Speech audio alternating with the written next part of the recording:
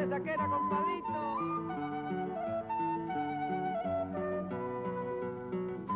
For mere end 3.000 år siden opstod der i Centralamerika flere forskellige højkulturer. Blandt andet Maya-kulturen i Centralamerikas jungler.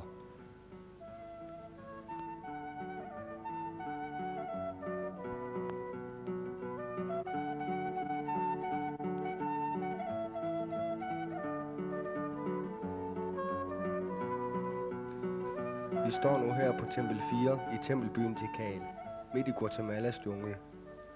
Der er en udmærket udsigt over tempelbyens 60 kvadratkilometer store område. Mere end 10.000 bygningskonstruktioner gemmer sig her under junglens vegetation.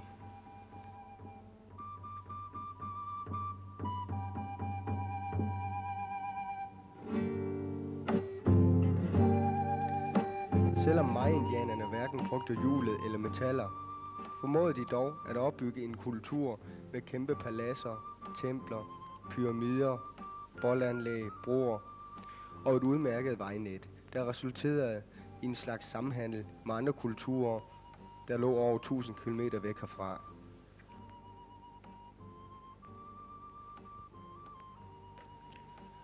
Tempelbyen Tikal blev forladt ca. 800-900 efter vores tidsregning. På det tidspunkt høres der op med at mejsle datoer og hieroglyffer i sten. Livet i junglen forstummer, astronomien, astrologien, religionen, de herskendes liv og ikke mindst det jævne folks virke stopper. Den klappende tone af hænder, der former majsbrød, forstummer, ilden slukkes og alt forlades.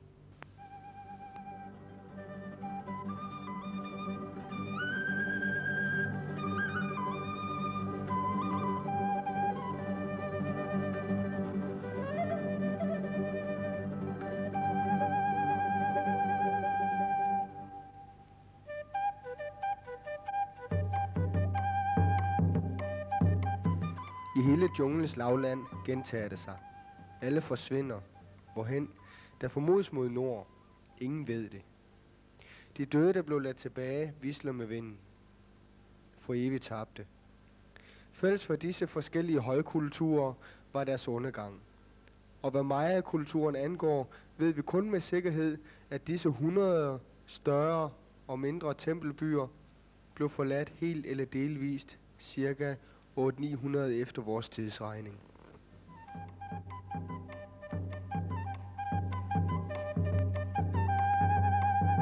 Ekspeditionsdeltagerne vil nu begive sig væk fra Tikal og drage 150 km mod syd ned til en landsby, der hedder Poptun. Derfra vil ekspeditionsdeltagerne tage mod øst ind til nogle nyopdagede grotter, Natunis-grotterne. National Geographic Magazine har lavet en artikel derom i 1982.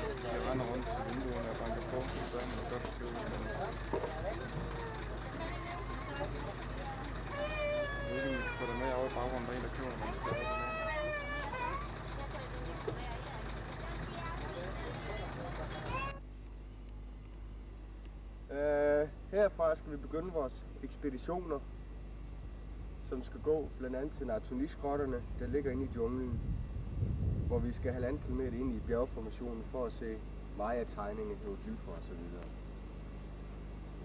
I dag tager vi ud til nogle grotter, der ligger i nærheden af landsbyen Poptun, hvor vi kan være hjemme samme dag, og så regner vi med i morgen, at vi tager til Natunis-grotterne.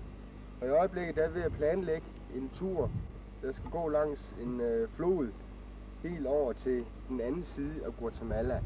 Det er nok en strækning på 200 kilometer, som vi skal foretage med heste, æsler, mulaer, indianere.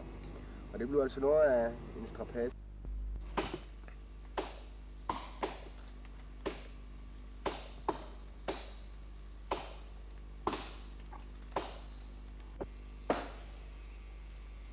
Så. Så kom. Så er vi Simon.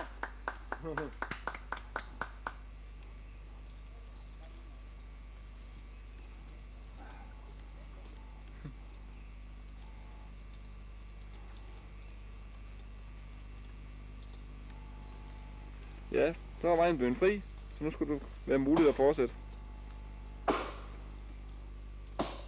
Man er ved at blive åndssvagt på det sted, man holder fri her, på grund af, at der er så mange moskitos. De overfalder simpelthen en, så man tror, det er helt utroligt.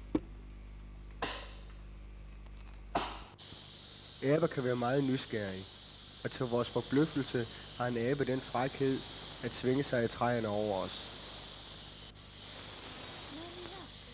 Ja.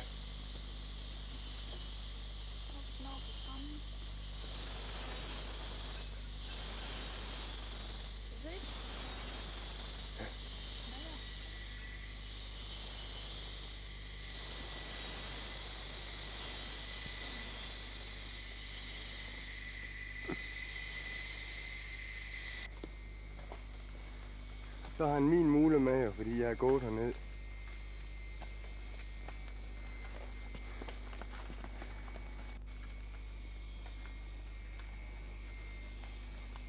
Hvor regner?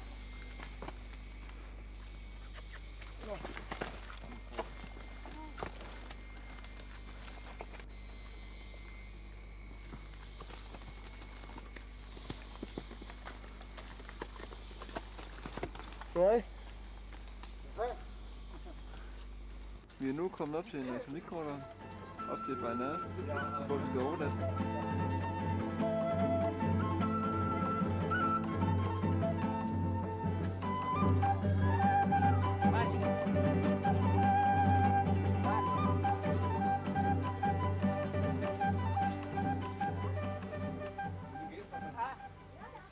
Nu er vi altså kommet frem til Tunis, og vi er vel ankommet, men det har været meget kraftigt regnvejr, så gåhud det har været komplet umuligt på noget tidspunkt.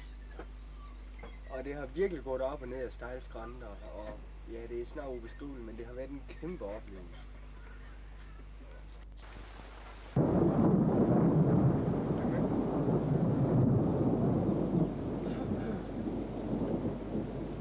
Ja, som vi kan høre, så er det her til morgen virkelig dårligt vejr.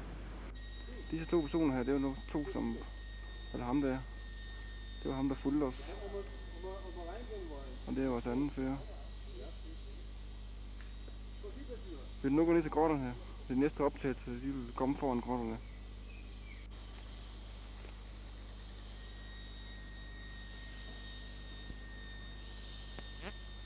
Lykkes det endelig. Det som vi har rejst så mange kilometer for at komme ned og se. Naitonik-grotterne. Naitonik-grotten, det er fra en 600 efter vores tidsregning. Og det er det, Mayerne kalder Xibalba, deres underverden. Og inde i de grotter her, der er der forskellige hieroglyffer og tegninger. Vi vil nu begive os 1,5 kilometer ind i grotterne for at finde Mayernes 1000-årige gamle hieroglyffer og kalenderdateringer.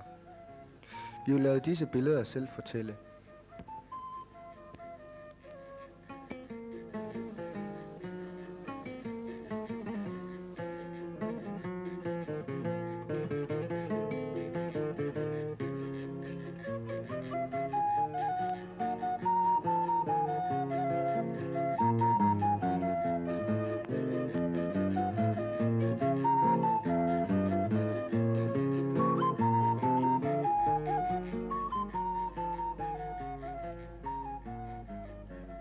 Jeg synes i hvert fald, det var en sjov tur med. Det var hårdt, og man var ved at falde ned mange gange, men det var snart sjovt at se hieroglyfferne og det hele, og den lange vej, vi skulle gå for at komme derind. Det var hårdt, men det var slidt værd. Så farvel og tak til Naitonik-grotterne for denne gang. Det har været en fantastisk god oplevelse. Jeg kan nok sige, at det har været den største oplevelse, jeg har nu har fået på denne her tur. Vi har været så inden alt i alt cirka 4,5 timer, hvor vi har gået rundt i på hieroglyffer. Og det har været helt fantastisk.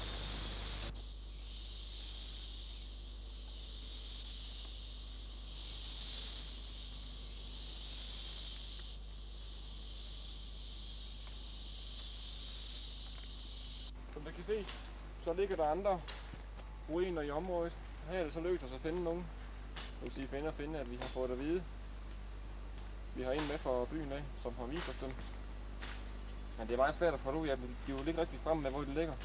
Og vi kan ikke rigtig få lov til at gå selv. De stiller hele tiden med. Vi er bange for, at vi tager noget. Finder noget.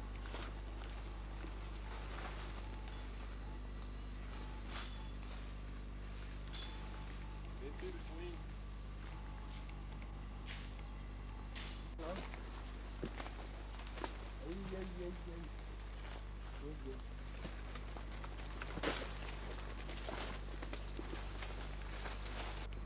Det er det mest realistiske sted, vi har været indtil videre på den ekspedition.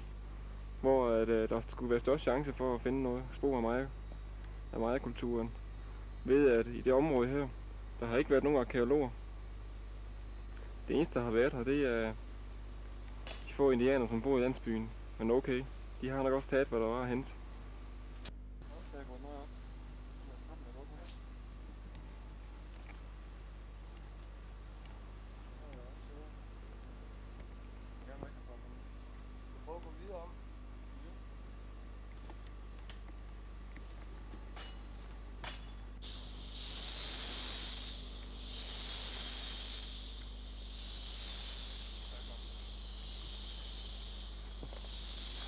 Foran et ret giftigt træ.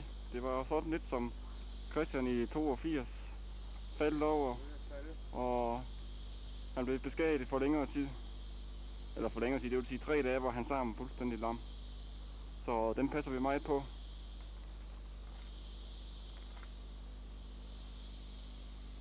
Så kan man heller ikke undvære sine militærstøvler.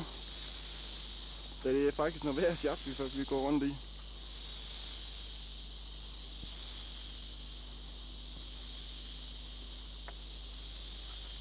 Men alt i alt så går det jo alligevel.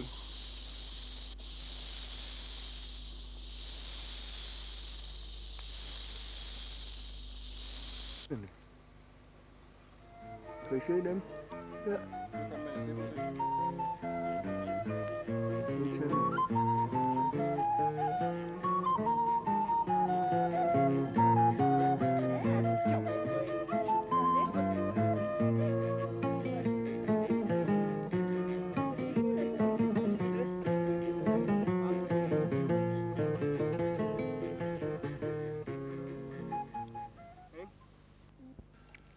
Ekspeditionen drog tilbage til Fortun for at proviantere, og vi tog afsked med ekspeditionsmedlem Robert fra Tyskland. Vi satte kursen mod vest, ind i junglen, for igen at lede efter uopdagede tempelbyer.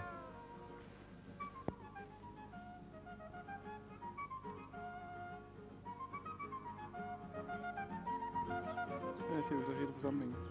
Der ligger sådan en lille tjente, det vil sige en lille sal, hvor man kan købe en cola, og de har nogle kiks og juice og noget, så jeg finder på, hvad man skal bruge. Det er sådan nogle steder, vi går holdt.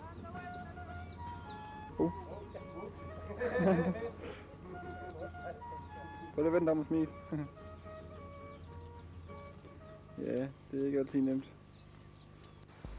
Ja, som man kan se, så er vejen ikke altid lige nem at færdes på. Det er, som Christian siger, ikke andet end en stor mudderpøl det hele. Mulderen lige synker tit i til knæene. Endelig stødte vi på Machikalar-floden. Fremover ville floden være vores vejviser ind i junglen. Jeg synes, man skal bare vide, at vi har snakket meget om partisanerne. Og i det område, vi er i nu, og så indtil om en time eller to, der er der altså chance for at møde partisaner. Selvfølgelig kan vi også møde dem senere, men der skulle være risiko for det nu.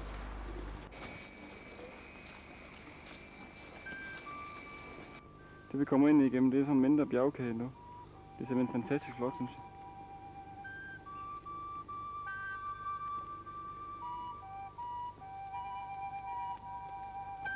Nå, kommer Ricardo lige foran i billedet. Ja, så skal vi ud og lede efter Maya-kultur igen. Vi har lige gjort et lille hold her i området. Der skulle være noget af deres kultur et eller andet sted. Det må jeg ud og prøve at se, om vi kan finde.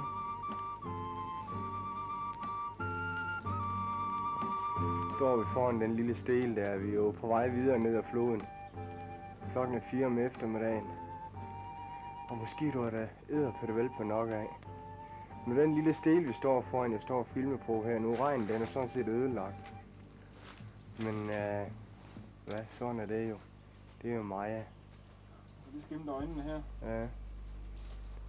Munden. Så sådan er det.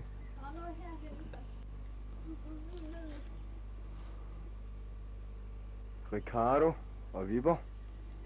Ja, så står vi jo her og nyder udsigten. Det eneste vi ikke nyder, det er mosquitosen. Det er ved at blive vanvittigt, ja. Der er millioner af dem her. Og Tager. Vipper hun lige pillet ind ud af hendes arm. Ja. Det er over hele formen til det. Men ellers så har vi det godt. Vi går bare derude, og det er enormt spændende. Og vi er meget spændt på, om vi når frem til den Matildalandsby i dag. Eller om vi overnatte herude i stedet og så. Og så vente først nå frem i morgen. Men vi vil jo egentlig helst nå frem i aften, men jeg tvivler, at vi kan nå det, men vi gør det i hvert fald forsøg. Her hvor vi har overnattet, det er noget der hedder Corozal. En lille farm. Og det er sådan set godt nok, de har jo ikke noget at spise her jo. Det er noget mærkeligt noget. Der er vores bagage, som skal pakkes op på muligheden. Og det er en pæn lille slange. Hvad skal vi sige, en til halvanden meters penge. 1,5 meter. Den de lige slutter ihjel, og den er stadigvæk varm på kroppen, når man tager den. Og det er nogle fine gifttænder, den har i hvert fald. Tager du lige op, Kim? Det er sgu meget giftigt.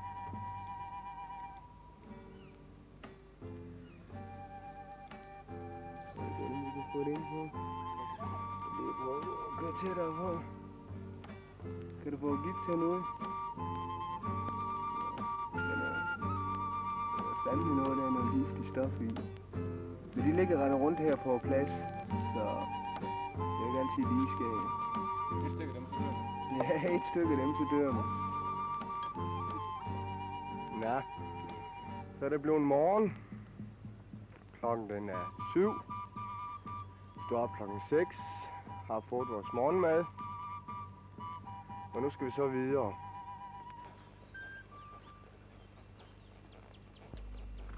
Vi har nu været godt 4 dage afsted på vores succesrige tur.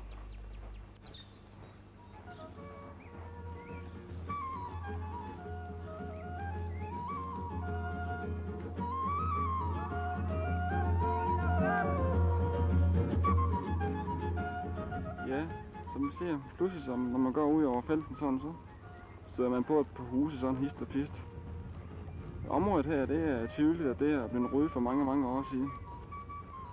Det er simpelthen blevet brændt af. Herovre bag har vi så de små hytter. Det er tydeligt. Først kommer stykket, der er brændt af, og så kommer der på små hytter.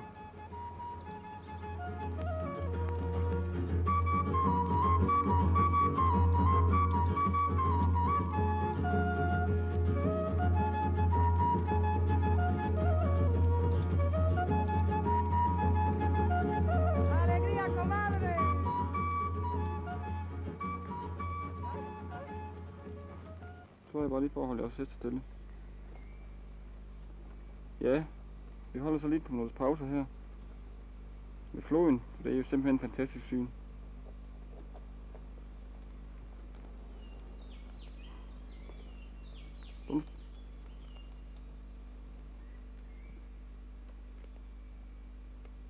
Vandet ser utroligt klart ud. Jeg har også taget badebukser med. Vi vil prøve at se, om vi kan finde et sted at svømme. Herlighed.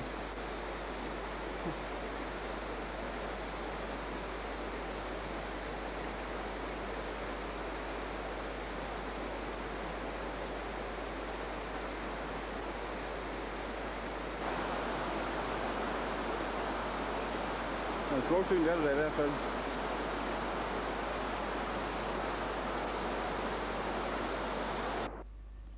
Nu har vi lige været nede og bade her, for at køle lidt af.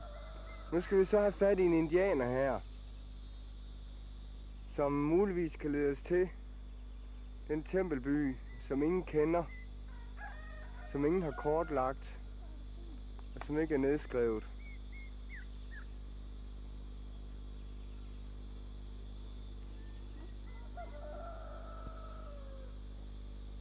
Og vi er gået hjælp med langt inde i junglen nu, der. Hold op. Det er så fantastisk. Det er det godt nok. Nu der, hvor vi var i går, vi er jo nødt til at spise vores egen mad op, fordi at de har jo ikke noget mad, jo. Og det, de har, det er jo ingenting, jo. Det er det ikke.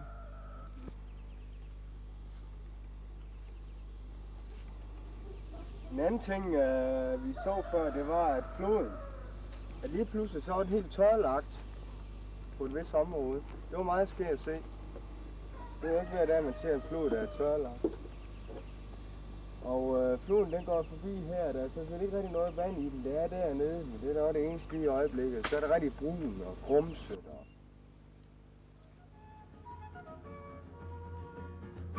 Hey.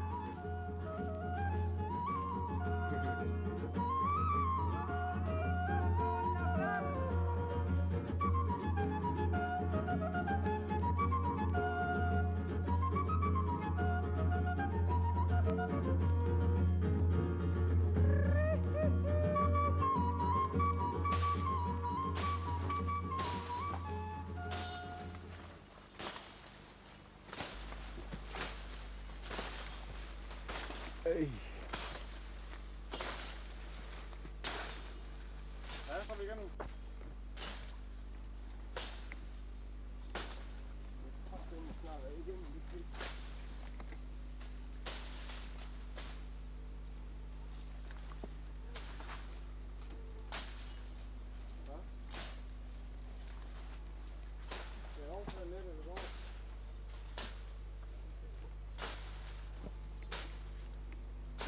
Viborg, Ja, kom.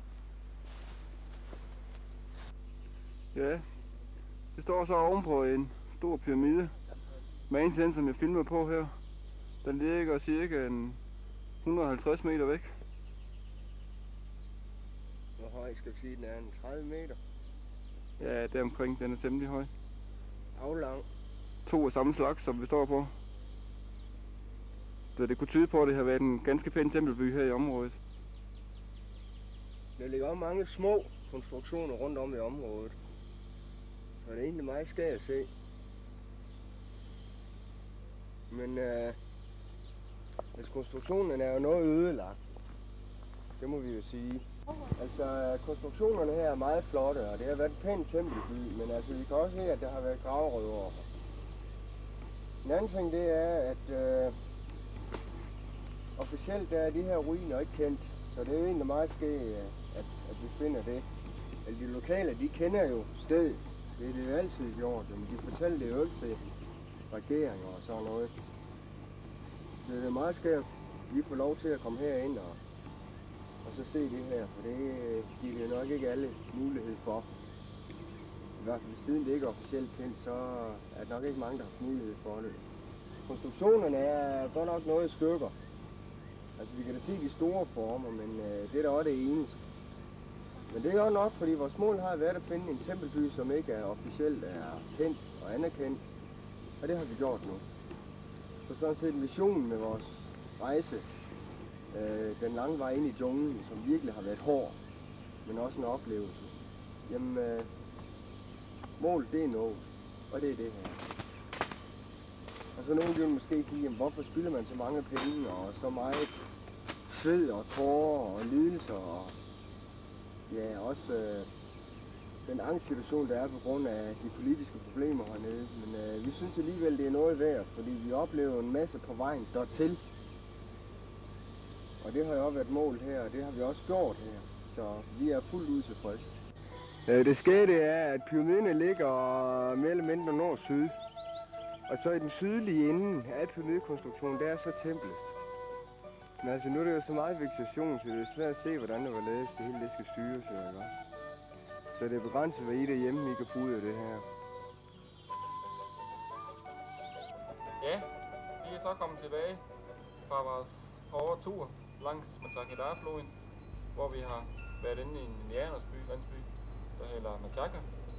Og det har været en rimelig hård tur. Vi har været plaget af diarré og mosquitos, men det har også været en succes. Og hvad vi har fundet, Det vil Mike nu fortælle os lidt mere om.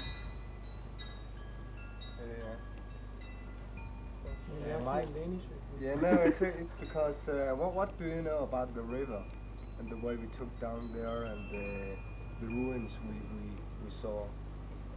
Are they known? Are they unknown? And what do you know about that? No, the ruins I'm sure haven't been discovered officially. In other words, nobody in the government or archaeologists probably don't know about them. Everybody living in the area knows about them. There's a few Indians that live out there know about them because they're all over the mountains there hunting and everything. They're close to town where they have their cornfields and things. But they don't report them. I mean, they find a ruin and they don't say anything to anybody. To them it's not important because there's so many of them around. How many people have been out there down the river in that way? You say you haven't been there yet. No, I haven't been there. You're talking about foreigners.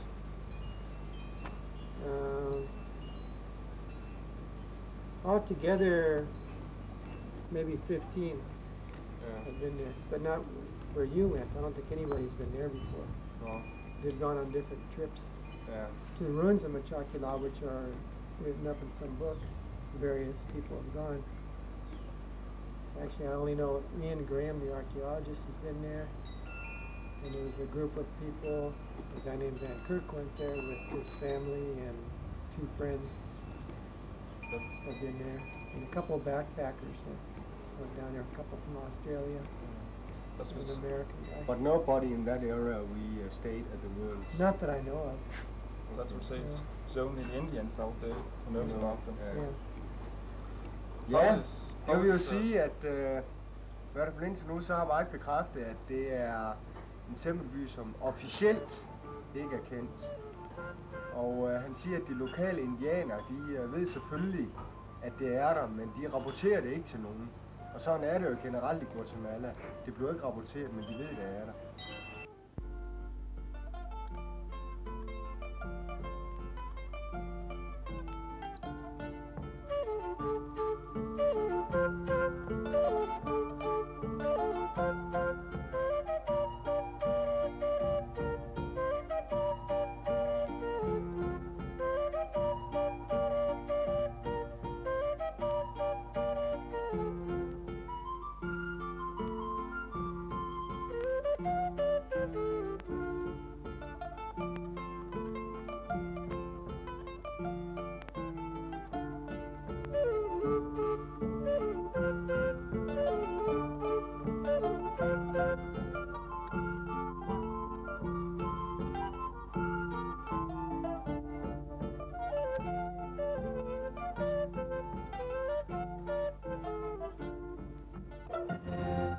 TV Syd, lørdag den 21. maj. God aften. De næste 20 minutter sender vi nu annonceafdelingen. Programmet med de glemte og gemte historier i dagblade og tilbudsavisers små annoncer. Det startede egentlig med et Frobenius orgel. Som der står i annoncen i Hedensted Avis, hvem vil have et minde om Langskov Kirke? Kirkeorgel fra 1929 sælges billigt.